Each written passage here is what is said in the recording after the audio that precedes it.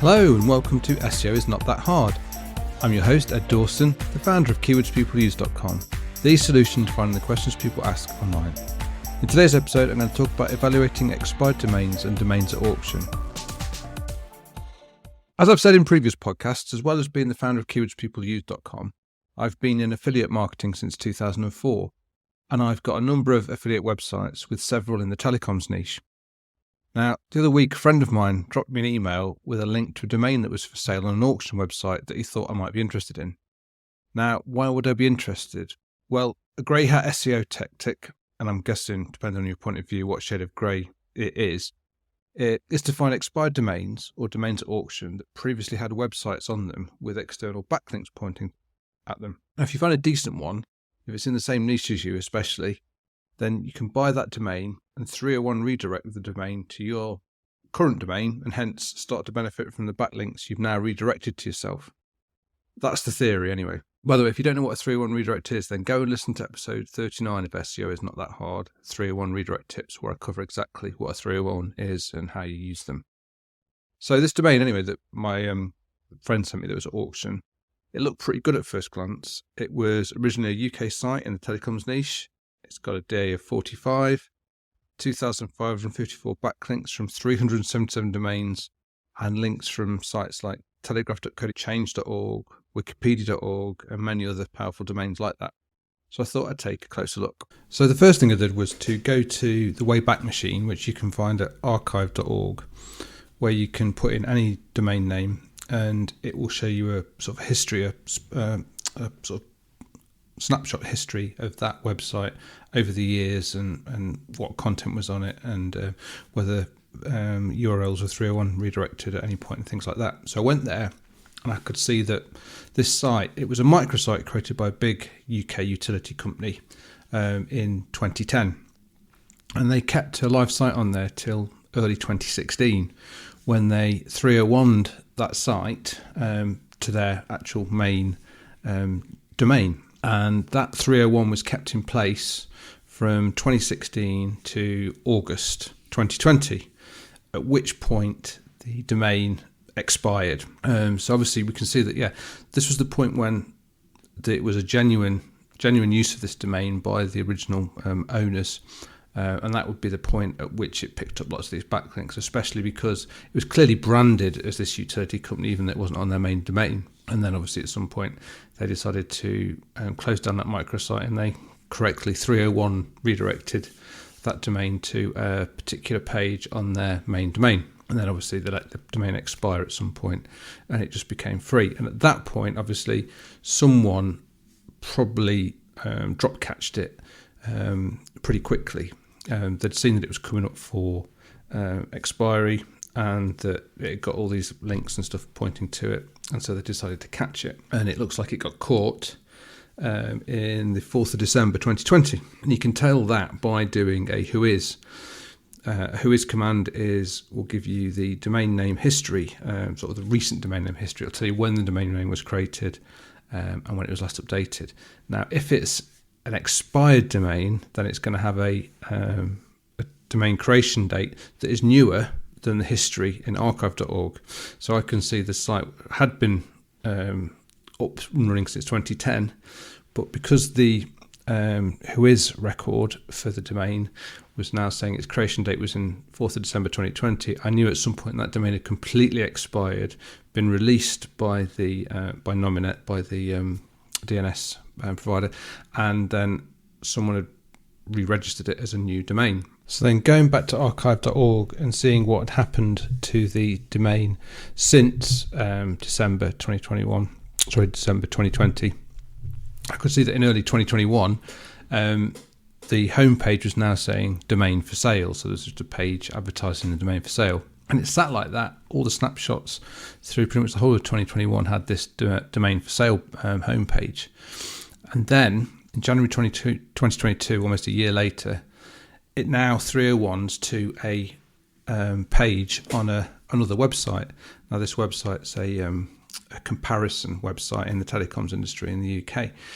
And they had to a page where they announced that this website had taken over and purchased another website, and then they used a similar name to the name of the domain that they'd purchased. So they were making out that they had sort of like purchased a business to add to their website, and it stayed like this for around a year. They kept this page up on their website that made out that they would purchase this domain and purchase this business and rolled it into their current business. And then after a year of that holding page, they then 301'd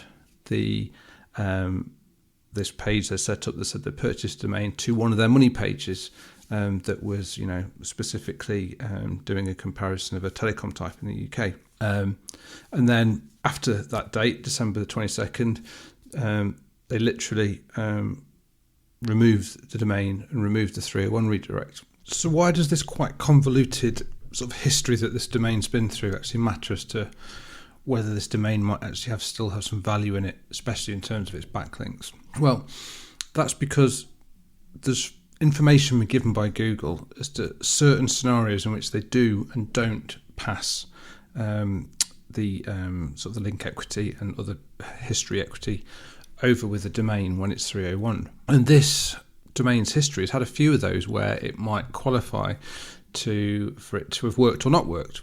So in the first case, when it first set up, that's genuine, got genuine links, it was a genuine site. And when the original owner, 301, redirected it to their main domain, to a page on their main domain, that would have worked and that would have passed over those links and the equity to that original domain. Now, Google have said that after a year, a 301 redirect is considered permanent. So if that's true, then between 2016 and 2020, that 301 was in place, it would have become permanent. And then when the original domain expired, the links and all the 301s would have carried on pointing to the new URL on their main site. Now, the second point at which Google says sometimes link equity can be lost is when a domain does expire. Now, it's not always in cases that it expires, because obviously a site could genuinely just forget to renew their domain, and it could expire, and then they could quickly panic and then rebuy the domain and carry on as they were. In that case, Google would want to try and honour the link equity and everything else that goes with that domain, even though it's been re-registered. But in this case, obviously, it went from being a 301 redirected domain to then being a domain for sale for a year. So that's definitely doesn't sort of cover the case where they might want to pass it on from someone sort of mistakenly forgetting to renew their URL. And then obviously, again, it was sold to this comparison site, which then sort of did their superficial, we've bought a business, and this is web page to say they'd bought the business.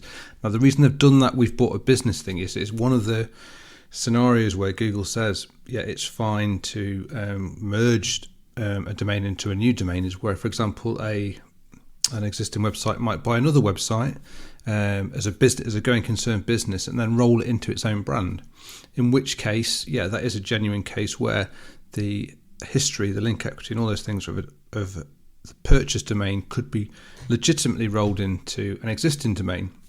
So they're obviously trying to, with this page they had up for a year, trying to make this point to Google that that's what had happened. And then obviously after a year, they are now considering that 301 redirect is now permanent, and they removed the 301 redirect and have now, then after a period of time, decided to sell that domain to obviously try and recoup some of the money they put into purchasing it.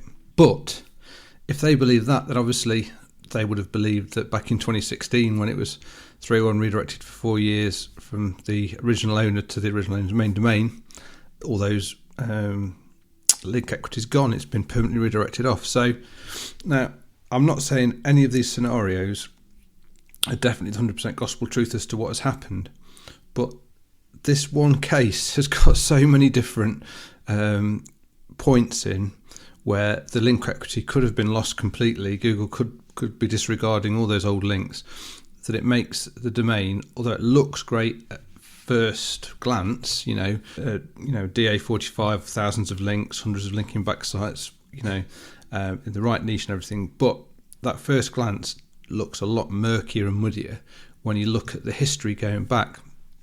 If it had been a domain for sale by the original owner, and all the links were there, and it had never been 301 redirected before, it could have been a really good domain to do something with.